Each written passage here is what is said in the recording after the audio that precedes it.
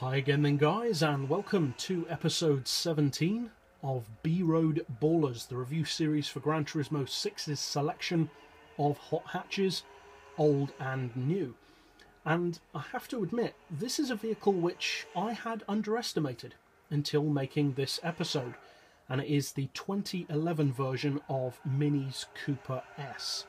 This is a premium model, and it's arguably the best version of the newer shape Minis that are available on the game. Certainly has the most impressive specs and performance. And like I said, I severely underestimated what this car was capable of. Because on the surface of things, it's a decent car. I never expected it to be bad, but I didn't expect it to be outstandingly good at anything either. And on the surface of things, its specs, even when fully tuned, aren't that amazing.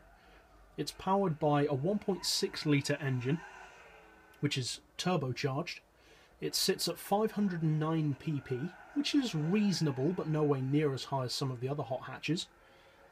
It produces 354 horsepower fully tuned and 288 pound-feet of torque, and only has 369 horsepower per tonne power-to-weight ratio, which isn't bad, but again, nothing outstanding.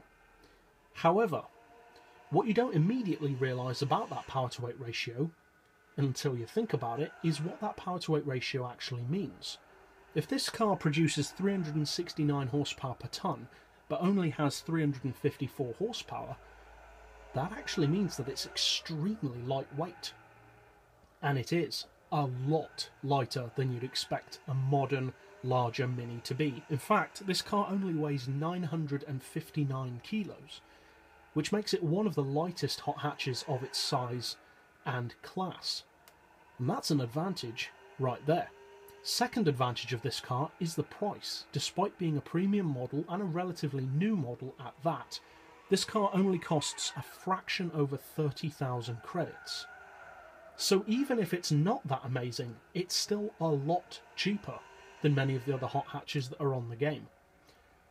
However, anyone who knows me and who's been around on the channel and watched my reviews for a little bit of a while will know that I don't say that I underestimate a car unless there's a particular reason.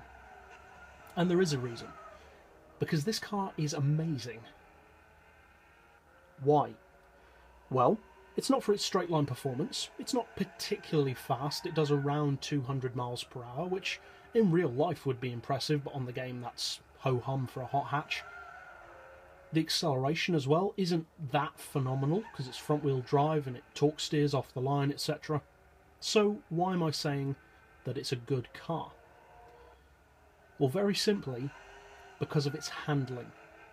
This car is one of the best handling hot hatches in the game. It can take corners at speeds which it has no right to be able to take corners at. It's essentially a tiny, unassuming racing car. I would say this is not only one of the best hot hatches in the game for handling, but actually one of the best cars in the game overall for handling and cornering ability. This car can corner insanely well, to the point where, even de-restricted to 500 pp, it can still get around the Nuremberg ring in 6 minutes and 40 seconds.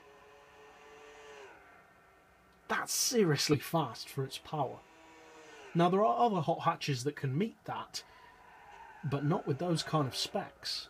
So for its spec, for its power, for its engine size, for its PP, it's actually an amazing little car.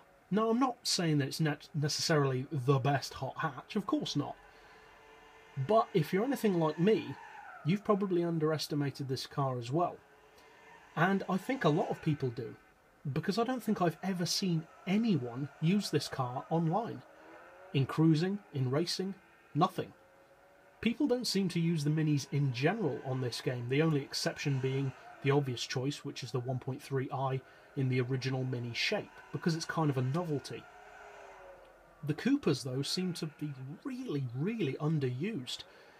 And I have to admit, for me, that's just because I'm not a fan of the car. I don't particularly like the way it looks, and don't particularly think it has anything amazing to offer. until I drove it.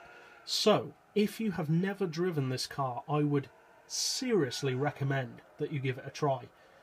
Make sure that you don't give any camber to the car at all. Doesn't matter how much you tune it, even with the full power, it can cope perfectly with that.